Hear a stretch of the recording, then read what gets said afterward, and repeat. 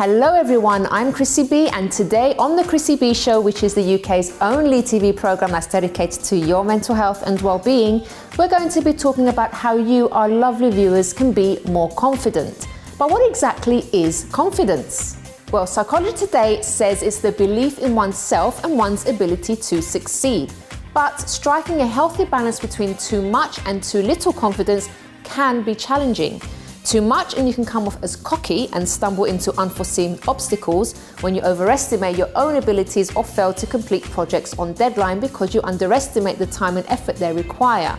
At the same time, having too little confidence can prevent you from taking risks and seizing opportunities in school, at work, in your social life and beyond. Projecting just enough confidence helps you gain credibility, make a good lasting first impression, deal with pressure and meet personal and professional challenges head on. The question is, are you guys out there feeling confident? Let's take a look. Laura's having a bit of a hard time saying, hard to be confident when every photo I see is a mint-tanned unreal girl and I look like I'm on crack 24/7. Tatiana poses an interesting question saying, I wonder if I'm more confident because I'm beautiful or beautiful because I'm so confident. Santana says, so confident in myself that I see no threats at all. Well, personally, I think that sounds a little bit dangerous, Santana. And Puti H. Wang is encouraging, saying, hello to everyone whose first language isn't English and isn't fluent or fully confident in their English but makes an effort to speak English here on Twitter. You all are doing great. You go legends. So if you want to tell us whether you're feeling confident or not and why, we would love to know. Tweet us or Instagram us on @ChrissyB Show or leave a message on our Facebook page, The Chrissy B Show. And you can also drop us a line on info@chrissybshow.tv. So who will be joining me on the programme today? We welcome on Inspiring Vanessa, an international multi-award-winning motivational speaker and author of a book, The 5 Secrets to Public Speaking Success. And she's just aged 11. She'll be telling us why she is so confident. We'll be speaking to Dr. Nihara Krause in our Psychology Matters segment on what causes a lack of confidence and how we can change that. Dr. Rob Hicks will be answering all of your medical questions in Doctor's Answers. And Helena Chard brings you positive news from around the world. We'll also speak to our resident beauty expert, Sanni Sorma, on what gave her the confidence to leave her secure job in marketing to pursue her dream in beauty. And we have a music performance by Jade Cuttle. Plus, fitness expert Feyi Jegede will be showing us a perfect workout to get you body confident in no time.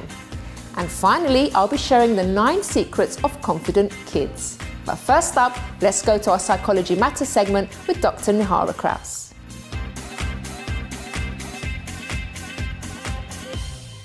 Welcome to the show, Nihara. Thank you, Chrissy. Lovely to be here, as always. So tell us, what is confidence in your opinion? Confidence, it's quite a complex concept, really, but in a nutshell, confidence is about believing in yourself, thinking positively about, about yourself, having a sort of self-acceptance, and then being able to put that belief and that sort of self-acceptance into practice.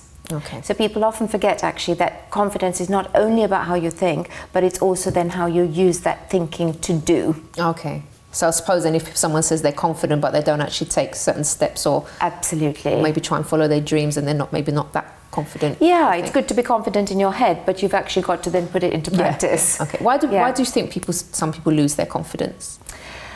There can be a number of different reasons. The most common, I suppose, in terms of losing your confidence is if something's happened that's knocked your sense of security. So it might be that, you've had a whole string of failures. It might be that you've been you've experienced something really nasty, such as bullying, for example, and it sort of changes your concept of yourself. So that's the most common reason. Okay. But are there some people that are more prone, maybe like, for example, females are more prone to not feeling confident than males? Yes, I think there's lots of research that shows that actually, confidence is something that we learn.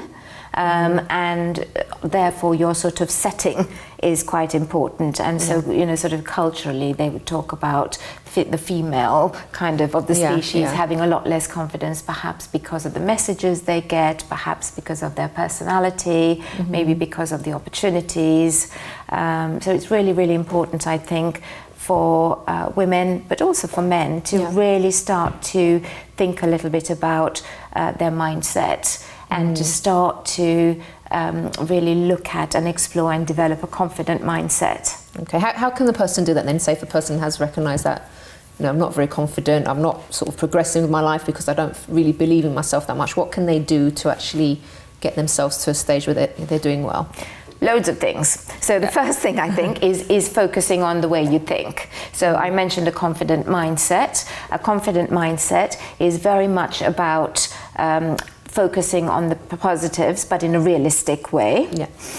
Being able to cultivate what's called a growth mindset. And what that means is that if something doesn't work for you, rather than saying, I'm useless, I can't do it, I've failed, you can always add the words as yet. So you can say, I can't do it as yet. Brilliant, and then start to... Subtle change, but a massive difference. Absolutely. And then sort of really start to look at how you can grow from there. What can I do to develop this? The other is to catch the judge that might be in you. Now, lots and lots of people have a very judgmental self, and they're constantly telling themselves off, they're constantly criticizing themselves. And so if you can change your judgmental voice into a coaching voice, then that again is another little trick that can you give us an help. example? Well, let's say that you're trying to learn something and you've tried and every time you try it you don't get the answer right. Now the judgmental voice would say to you, you're really awful at that. You never ever can get through that. In fact, you're completely useless. You're stupid. So that's a kind of judgmental voice.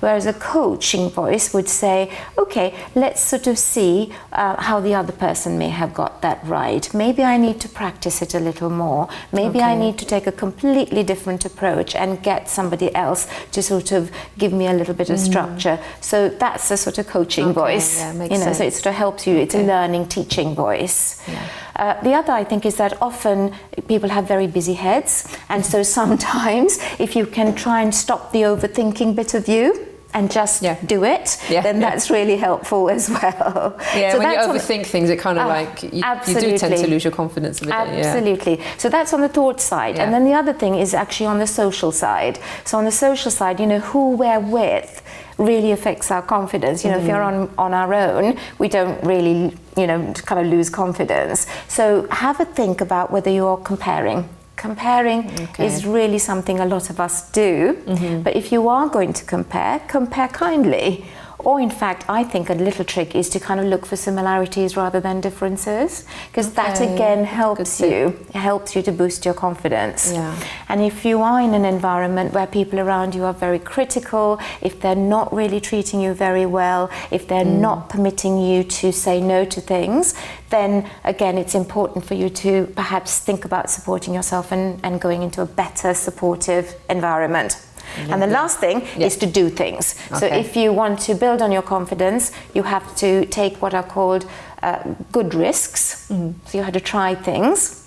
You have to permit yourself to fail and kind of have that positive mindset that gets you back on track. And most importantly, you have to practice. Because actually, if you don't practice, you don't build your confidence. Amazing. Now, Nihara, you had the confidence to put something quite amazing together, didn't you? Can you tell us about that as well? Yes, I'm really excited because for my charity, which is STEM4, I've developed an app called Calm Harm. And I have mentioned it on your show before, Chrissy. But what's absolutely amazing with Calm Harm is that we've had over 700,000 downloads from around the world.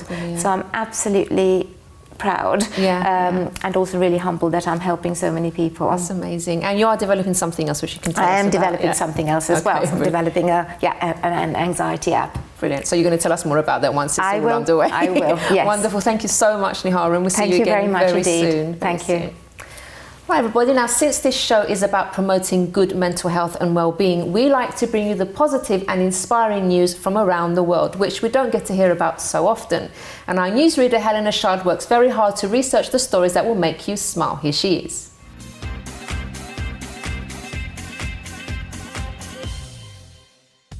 Welcome to the show, Helena. Thank you, Chrissy. Ready Always for a some pleasure. positive news? Yeah, really a few inspirational people I'm going Yes. to speak about, well, to me anyway. In fact, I'm going to start somewhere else on my news, not where I planned. Okay. But, so who is Sheku Mason? He is the most, he's a very good looking guy, but he's... Is that why you chose him? No, he's very young, but he's Okay. a fantastic celloist. He's so super. He played at Prince Harry and Meghan's wedding recently, and he just is fantastic. He's actually the first black musician to win the BBC Young Musician of the Year as well. And he's, I can't even put it into words, but he comes from a family of 7 siblings and the most amazing mum and dad. And so the reason really to talk about him is his 2 older sisters guided him and inspired him, and he's sort of the middle child, and he does the same with his other siblings, but they all play musical instruments to a top level so beautifully. And obviously he's focused and driven and just grabs every opportunity, and really it's the parents instilling confidence in him and passing it on. So it's a really nice. But he is absolutely super. I do want to go and see him in concert. Do you? Oh. Yeah. Another inspirational young man called Lewis Hine. I don't know if you saw him recently on TV, and he's now 17. One of the things that he said, I truly believe that having a friend is one of the essential things in life to help your physical and mental well-being. It's important to talk, to smile, to laugh. He said that actually from quite a young age. But he's not had an easy life due to being diagnosed with a brain tumour when he was 17, and he has 17 months, sorry.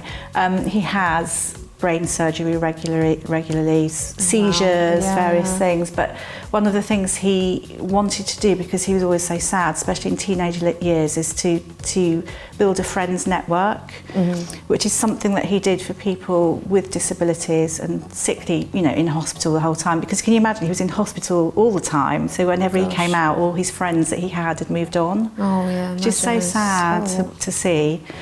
But the good thing is he decided to set up a finder network, as we said. So he formed this charity, and it started on it's called Friend Finder Official. It started on a small basis, sort of fortnightly events, wheelchair basketball, pizza nights and things.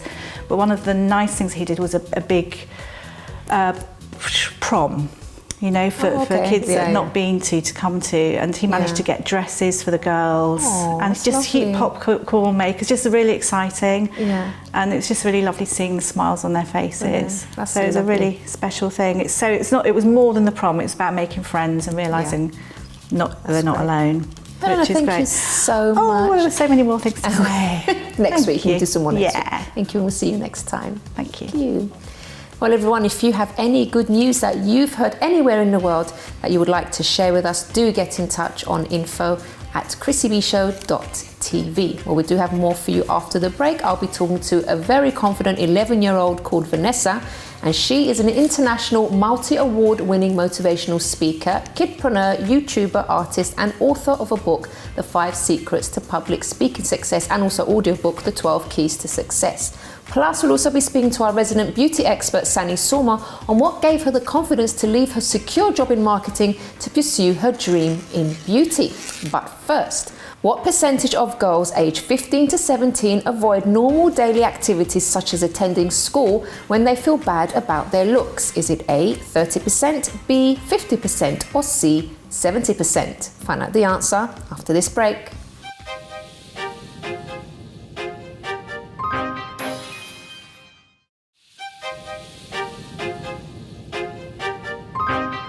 Welcome back to the Chrissy B Show, everyone, your program for all things mental health and well-being. Now, before the break, we asked you what percentage of girls aged 15 to 17 avoid normal daily activities such as attending school when they feel bad about their looks. Is it A, 30%, B, 50%, or C, 70%? According to DoSomething.com, it's shockingly over 70%. So one thing they encourage is to brighten someone's day by posting encouraging messages on your school's toilet mirrors. So moving on, she's an international multi-award winning motivational speaker, kidpreneur, YouTuber, artist, and author of a book, The 5 Secrets to Public Speaking Success, and also audiobook, The 12 Keys to Success. I'm very happy to welcome on Inspiring Vanessa. Welcome to the show, Vanessa. Thank you so much. I'm honoured to be here today. It's lovely to have you here, my darling. So tell us, did you always want to be a motivational speaker? Well, first of all, I actually never knew what a motivational speaker was 2 years ago. But ever since I've started, since I was 9 years old, because I'm 11 years old now, I was like, this is the best thing I can do because I can help people and show people a different perspective of life, which was something that I was really passionate about. Okay, but how did you actually get started then? What was it that prompted this new journey for you? I attended an inspirational seminar and one of the speakers just said, Vanessa, you're going to go on stage, and he just randomly pulled me up.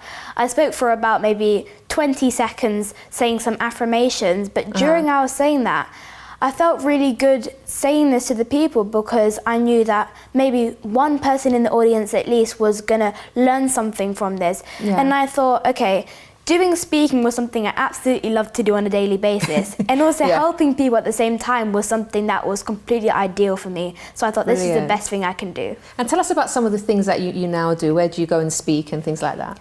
Well, I speak at a lot of my mentors' events, but mostly I find out, or people find out about me through different seminars and social media. Brilliant. And how do you manage your schoolwork and also doing this?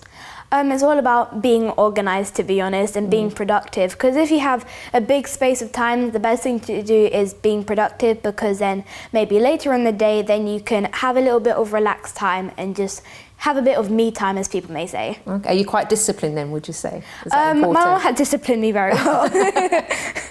Okay, now talking about your mum, because she's obviously, she must have inspired you in some way. So how does she instill confidence in you? Well, I've grown up with my mum, so the reason why I'm doing my career or speaking to you now in this interview is because if it wasn't for 2 years ago that my mum was right by my side supporting me, then I wouldn't be able to be here. And how she's helped me strive for the best in my life is really important, because some children don't get enough support, and that's why so many people, or so many young people, aren't allowed to do what they love to do. Okay. And you know, sometimes there are young people, as I actually mentioned now in our quiz before the break, that young girls especially don't feel very confident about themselves, about their looks. Why do you think that is? I believe the main reason why some children nowadays may be feeling really low and their self-esteem is really low is because maybe it's because of the environment they've been brought up in. And I'm really lucky that I have the mum that I have, because she helps me and she supports me. Which is here today, isn't she? Yes, she is. Which is really crucial to obviously being in life and having someone by your side to help you throughout the way. But some children may not have that environment. And let's say a child gets bullied or cyberbullied, but they don't tell their parent about these things. And that means they keep bottling it up. And the advice I'll probably give to any parents who may be watching this, or even the children out there, please do communicate with your children, because otherwise it will get worse. And if you don't speak to them, then they're going to feel like they shouldn't speak to you. Yes, very true. Very good advice there. Thank you. Now, you must tell us about your books. Okay, yes. So we've got a couple of them. Which was the first one that you did? Was it this one? The first one is The 5 Secrets to Public Speaking Success. All right, so tell us about this one. How did you get to do this one? Well, we were sitting on the sofa and we were just like, we need to get some content out there to show people more about what I do. And my mum was saying, why don't you do a book about public speaking, because not only are you good at public speaking, but it's helped you with your confidence. And I believe that confidence is ideal and anybody can use it in their lives. So I thought, why don't I start writing the book? So it has 5 chapters to represent the 5 secrets. Oh, brilliant. We won't give them. Actually, can you tell us maybe a little bit of one of them? We're not going to reveal all of them, obviously. Well, chapter 3, or the 3rd secret, is all about being yourself, which is really crucial to motivational speaking. All right, but don't say any more. Let's read the book. And then you've also got your book of quotes. Yes. Tell us about that one. Well, I was inspired to write this because I wanted to show other people a different side of me. And obviously, I absolutely love people seeing me as a motivational speaker, but I wanted people to see me, the different written side of me. So I thought, why don't I show these quotes to the people so maybe they can find more about it. And it's really important because I wrote the meanings on the side of the quote too, because I feel like the meaning can show a different perspective to things. Definitely. It's lovely. And what else are you up to, my darling? Because I know you do so much already. It's amazing. So what else are you up to? What do you do? I do a lot of presenting. We're trying to get more into the presenting industry and trying to get into more acting. But obviously there's so much that you can do as a child motivational speaker. So we're trying to do as best as we can. It's been so lovely speaking to you. Thank you so much. And please do keep in touch and let us know how it's all going. And all the new endeavours that you have going on, okay? Thank you so much. Well, everyone, now let's go to our resident beauty expert, Sanni Sorma, to find out what gave her the confidence to leave her secure job in marketing to pursue her dream in beauty. So we are filming from Bee Bakery in Covent Garden today, and I'm here with our resident beauty expert, Sanni Sorma, and she's actually going to be speaking about her transition from marketing into being a very successful beauty expert with her own YouTube channel, traveling all over the world, especially to Paris, right, Sanni? So tell us about your marketing career first of all. That started, I've always been good at drawing, and I was studying fine arts, and I didn't really know what to do with like myself afterwards, and there happened to be an opening in an ad agency, and it was one of the first digital ad agencies, and because the old boys in the agency didn't really know how to use all the Photoshop and all of that, I got the job without any experience whatsoever, and I kind of just slid into it. Then for personal reasons I ended up moving to London, so all of this was in Finland, and I ended up moving to London, and I just kind of, because it was what I knew as my job, I just applied for a job, and I was working here in a really big advertising agency, and I never really loved it. I mean, I felt like I was using my creativity to sell products to people that didn't really need them, and that kind of grated on me a little bit. But I also felt guilty for not liking the career because it paid really well, and everybody seemed to think it was a great career apart from me. But when you're not happy with something, you're not happy. It doesn't matter what everyone else thinks at the time. It's just you have to listen to your own gut. Maybe there was something wrong with me. Going, why am I not enjoying this? But I knew that it wasn't. I didn't want to use all my wits to convince other people to buy stuff they didn't need, and. We ended up moving to Paris with my then boyfriend, and at the time I decided that I went freelance, so I was still doing art direction work, but I also knew that I wanted to retrain, and I thought this was kind of a perfect time to retrain. But I did retrain in London because my French at the time was very much bonjour, merci, and that was it. That was all? Okay. And so I retrained, and I didn't really know what field of makeup I was going to go into. I kind of assumed advertising or fashion because I had been in a lot of advertising shoots as an art director, so that's the world I kind of knew. But then I started doing weddings initially because it was a quick way to start making money. Fashion doesn't pay very much in the beginning at all, and I was a grown-up doing the transition, so I needed to pay bills. I needed to, I had rent to pay, so I thought, I'll just do a few weddings, and that's how my kind of, I guess, high-end career in makeup started. So I've worked with a lot of private clients, and I worked with a lot of weddings, and that's how it started. Okay, and then tell us about your YouTube channel as well, because you've got loads of followers on that. YouTube started because in the beginning, I didn't have a big portfolio of work.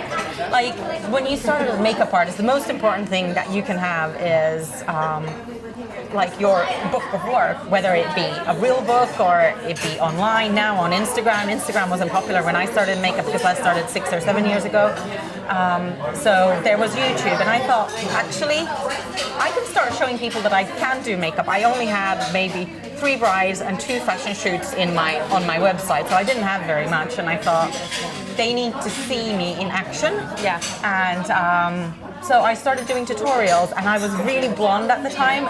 So my first series was iconic blondes. I was doing Marilyn Monroe, and I think I did Jean Harlow. I did lots of like classic Hollywood blondes, and that's how it kind of kicked off. Now I'm doing all sorts of different kinds of videos, but it's been a really fun experience.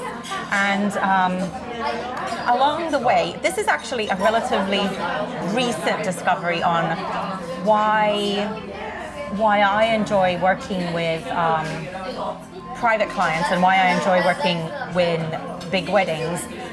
Not only is it now I'm working in luxury weddings, so they fly me to places, so obviously that's fun, but I was listening to a life coach.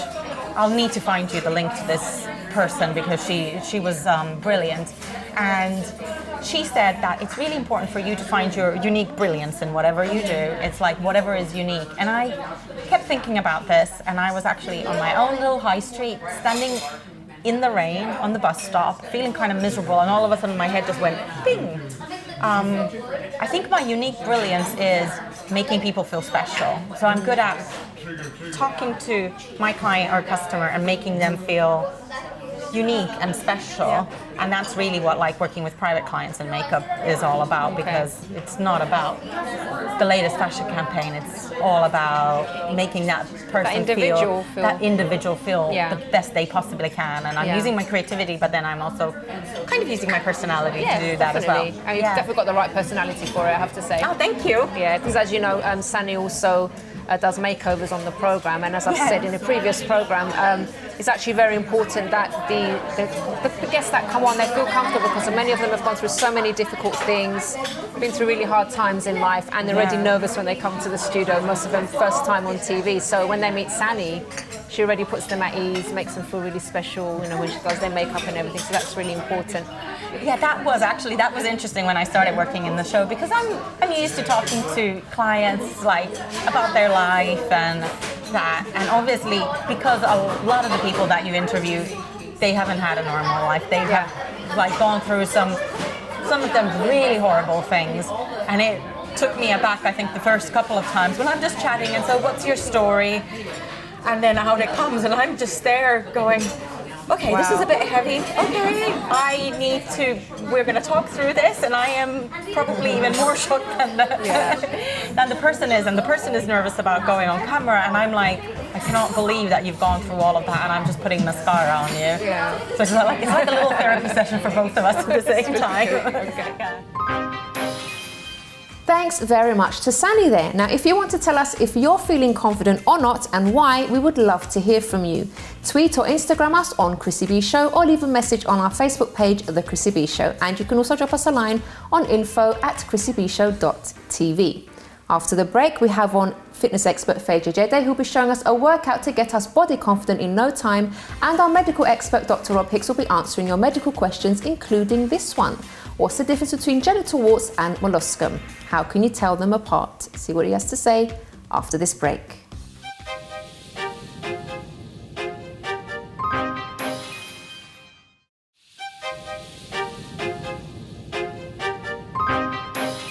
Welcome back to the Chrissy B Show, everyone, the program that loves to look after your mental health and well-being. So now it's time for Doctor's Answers with Dr. Rob Hicks. And if you have a question, all you need to do is email us on doctor@chrissybshow.tv. Welcome to the show, Rob. Hi, Chris. I always think you're going to ask me for the email address. Well, I have to keep you guessing. Were you ready for it this time? I was ready. Oh, okay. I was ready next time. Next time. I'll let you do it next time.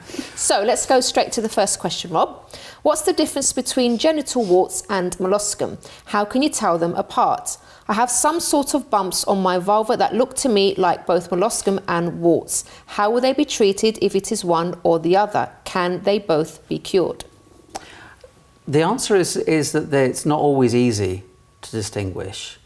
So the best thing you can do is actually go along, don't be embarrassed, go along and ask your doctor to examine them, because they are different.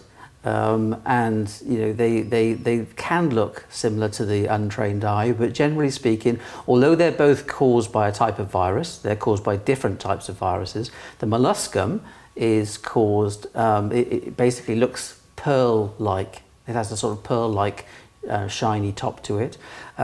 Genital warts can look very different, but often they look like very, very small cauliflowers. Both in the genital area are treated as being sexually transmitted.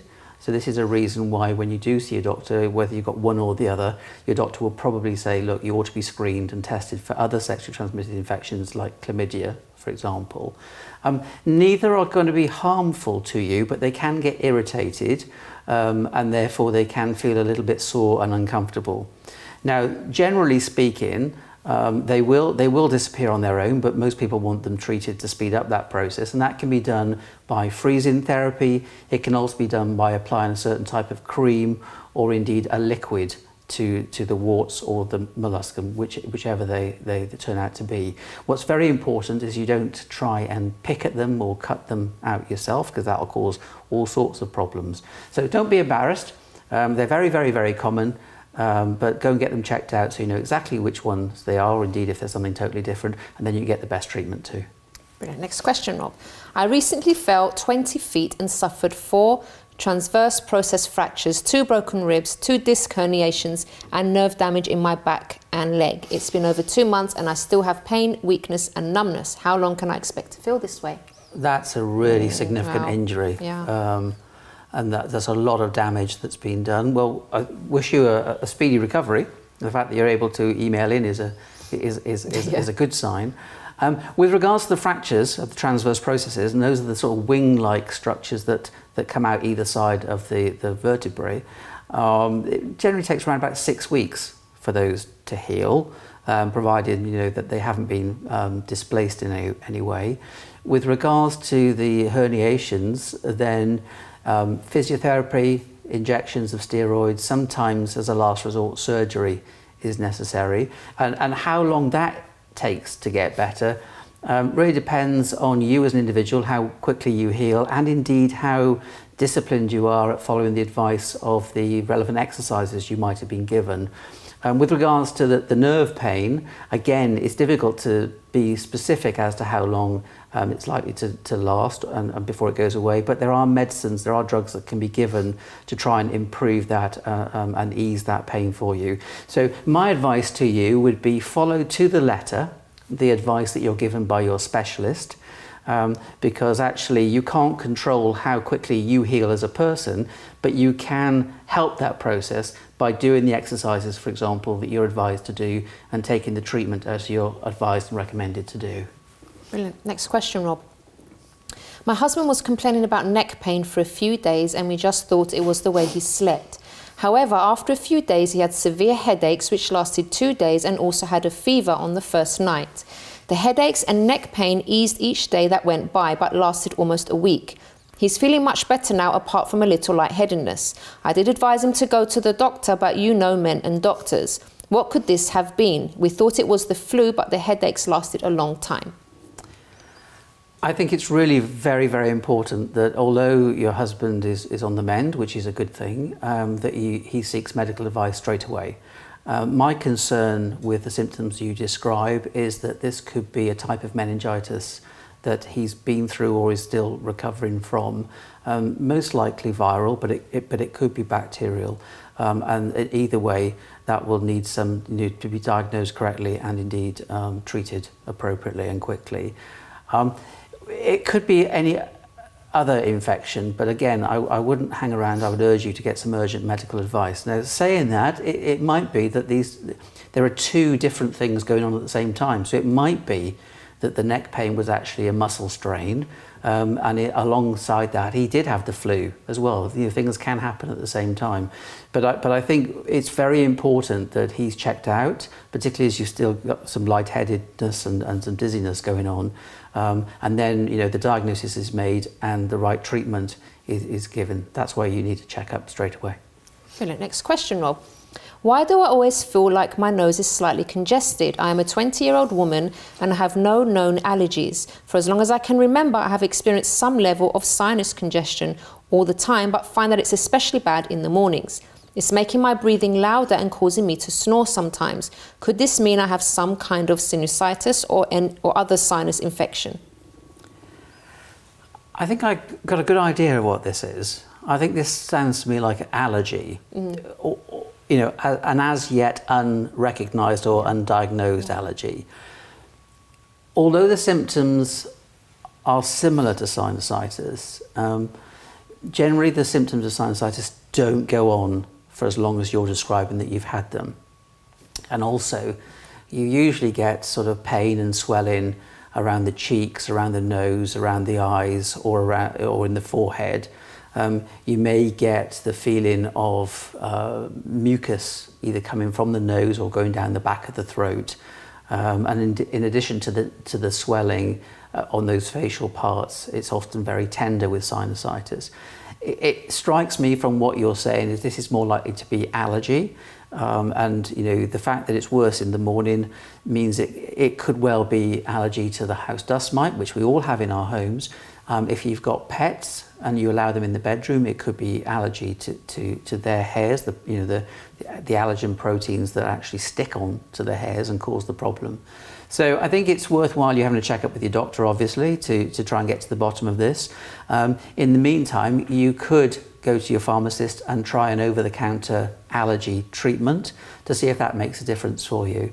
But I think, if it doesn't, and actually, it's a good idea to go and get checked out anyway, just to see what the diagnosis is and get the appropriate treatment advice.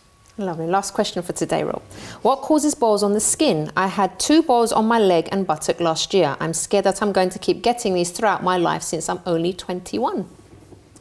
Okay, well, I think really a lot of anxiety there. It's really quite common to get small boils, and they generally heal and they disappear. I think what tends to happen is that the hair follicle becomes blocked. It forms a sort of ball shape. Bacteria get inside. Bacteria that normally live on the skin get inside and cause the infection. That gives the characteristic appearance, the redness and often the tenderness of the boil. So I think really be reassured. I think it's a good idea that you do get them checked out, because sometimes it's actually because of an underlying health condition which is causing a weakening of your immune system and then allowing these things to keep developing. So for example, with people with diabetes, we often see have skin infections on a regular basis that even though they may get treated appropriately, they then recur. I'm not too concerned that you've only had sort of 3. But I think it's important that you get checked out. Make sure you keep the skin very, very clean. You might be advised to use an antiseptic soap, for example. And then if it should turn out that there's an underlying health condition that's making you more likely to get these boils, then once that's treated, there's a very, very good chance that the boils won't come back. And there we are. Well, I was just going to quickly say, don't pick them, don't try and squeeze them, let them heal naturally. And if they're not healing, get your doctor to give you some treatment. Brilliant. Rob, thank you so much. And what's the email address if someone wants to email in? The email is doctor@chrissybshow.tv. We've actually got it on the screen or whatever. Thank you so much. You're welcome. And we'll see you again very soon. Yes.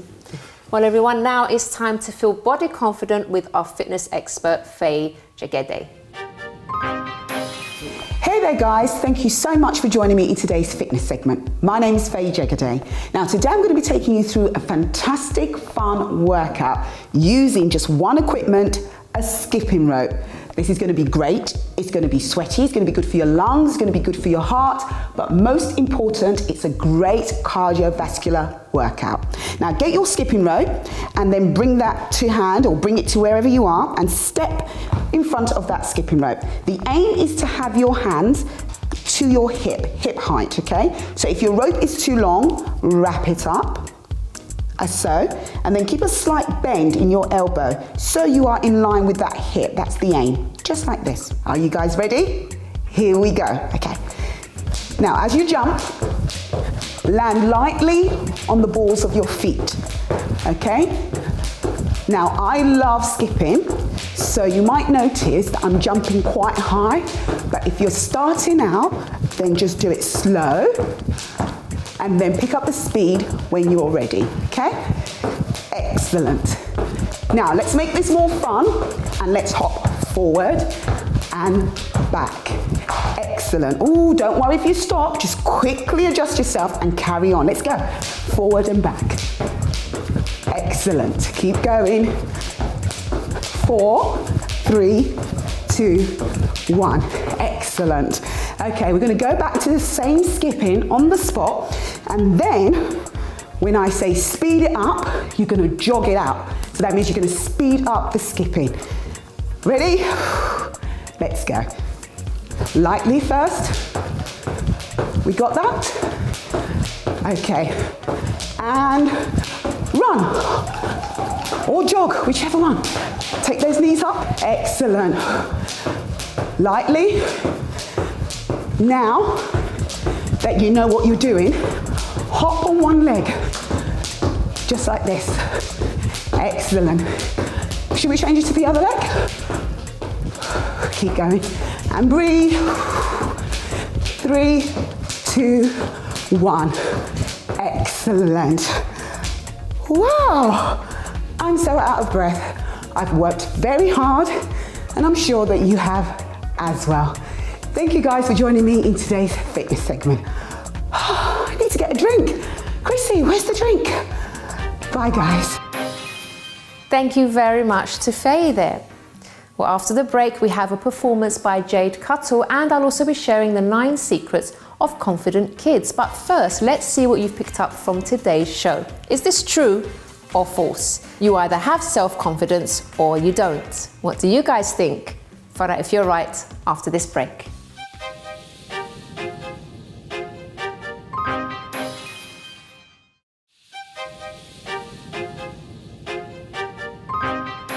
Welcome back to the Chrissy B Show, everyone, where today we've been talking all about confidence. So before the break, we asked you if this was true or false. You either have self-confidence or you don't. The answer is actually false. Self-confidence is like a skill. You can develop it and conquer it. You just need to do the work. Well, that's great news. And now it's time for a confident performance. Here's Jade Cuttle. Her rib cage is an abandoned ship. There's no footsteps inside. Her heart is stopped. Her love lies with the rats.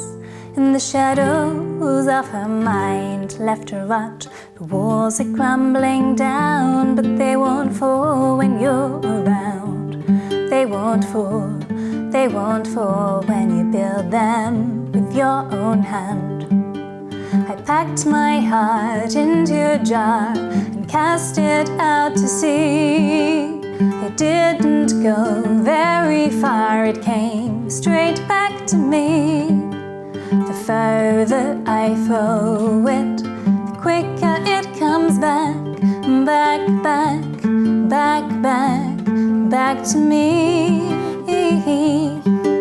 Her rib cage is an abandoned ship. There's no footsteps inside. Her heart is stopped. Her love lies with the rats. In the shadows of her mind, left to rot. The walls are crumbling down, but they won't fall when you're around. They won't fall when you build them with your own hand. I packed my heart into a jar and cast it out to sea. It didn't go very far, it came straight back to me. The further I throw it, the quicker it comes back, back, back, back, back, back to me. Back, back, if you came back to me. We could be just as unhappy as before. Thanks very much to Jade there. And now it's time for some tips on 9 secrets of confident kids, which actually comes courtesy of parents.com. Let's go to the first one. To consider your compliments. So this is really interesting because they say that young children need plenty of encouragement, but your child can get so used to hearing good job that they may actually have a hard time realizing when their accomplishments are actually worth celebrating. And they're also saying don't praise your child if they do something that they're supposed to do. So for example, maybe if they brush their teeth or they put their clothes away, for example, just say thank you, that's actually enough. And also try to offer specific feedback. Instead of saying that your child's drawing is brilliant, you might point out that, maybe it's a nice use of certain colors that they've used instead. The second thing that they talk about is don't rescue your child. So I know this happens with protective. Well, I suppose all parents are protective, but it's actually natural to want to prevent your child from getting hurt or, feeling discouraged, making a mistake. But actually when you intervene, for example, maybe like you're putting pressure on a certain teacher to put them in a certain club, you're not actually helping them. And actually, according to someone called Robert Brooks, PhD, he says that kids need to know that it's okay to fail sometimes, and that they actually learn to succeed by overcoming certain obstacles, not by actually having you remove those obstacles for them. The third thing they talk about is to let them make decisions. So when your child actually gets a chance to make choices from a young age, they'll actually gain confidence in their own good judgment. So of course, kids do love to control things, and you can't let it get out of control. But it's best to give maybe your child a couple of options to choose from. So for example, you can ask them, what would you like for lunch? Would you like spaghetti, or would you like, something like a pie? And you've given them, it's not much to choose from, but at least they have a choice. But if you just say to them, what would you like to eat? They're going to say absolutely anything. So this person is saying, just, give them a couple of choices to choose from. Focus on the glass half full. So if your child does tend to feel maybe defeated by disappointments, help them be more optimistic. So instead of saying things like, look on the bright side of things, like most people do, encourage them to think about more specific ways to actually improve a situation and bring them closer to their goals. The fifth point they talk about is to nurture special interests. So what parents.com encourage is to expose your child to lots of different activities and encourage them when they're actually finding something that they really love. And also they're saying that kids that have a passion, whether it's like something to do with dinosaurs or cooking, they actually feel proud of their expertise and are more likely to be successful in other areas of their life as well. Let's go to point number 6. Promote problem solving.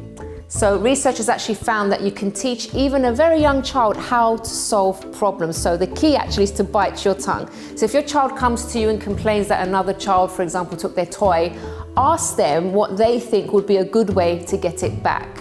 So maybe their first idea is to grab the toy back, which obviously might lead to a fight. So then ask them, what do you think might happen if you actually do that? And can you think of other ways to get it back so that it doesn't happen? So they're actually saying that you'd be surprised at what some youngsters actually come out with, and it's quite, you can't imagine that they would actually come up with really good solutions, but they really do if you give them the opportunity. Let's look at the next point, which is look for ways to help others. So when children feel like they're actually making a difference, maybe for example, like giving things out in class, they do actually feel more confident, and this is according to someone called Dr. Brooks. So it's actually good for kids to have their own household responsibilities, but it might be even better, more empowering for children to actually assist you in a project that you might have as well. The 8th point is to spend time with adults. So children do actually like to hang out with their friends, of course they do, but it's also important for them to be around a variety of grown-ups, because spending time actually with older people expands your child's mind, it expands their world. And actually research has shown that having a close relationship with grown-ups, such as a teacher or a family member, makes children also more resilient. Very interesting. And finally, the last point that parents.com speak about, to think about the future, encourage them to think about their future. So if kids can actually envisage themselves doing something important or fulfilling when they grow up, they are actually bound to feel more confident now. It's going to give them something to focus on, something to work towards. So do talk, for example, to your child about how you and maybe other adults that they know chose their careers, how they did in life, how they're doing in their business. It's really actually good for children to hear that and get interested. Well, everyone, we have reached the end of today's program. I do hope you've enjoyed it and gained some tips from it as well. And if you have a story that you would like to share, please do get in touch with us on info@chrissybshow.tv. You can also tweet us at Chrissy B Show and also Instagram. And you can also visit our Facebook page, The Chrissy B Show, and leave a message there for us. And also, if you'd like to know more about me and my mental health journey, and actually much of my story also encompasses not feeling confident about myself whatsoever, being very shy, not liking to speak in front of people. As you can see, it's a complete turnaround from then. If you want to know how I got through that and how I'm doing what I'm doing today, you can also visit my personal website, which is mylifeafterdepression.com. Till next time, bye-bye for now.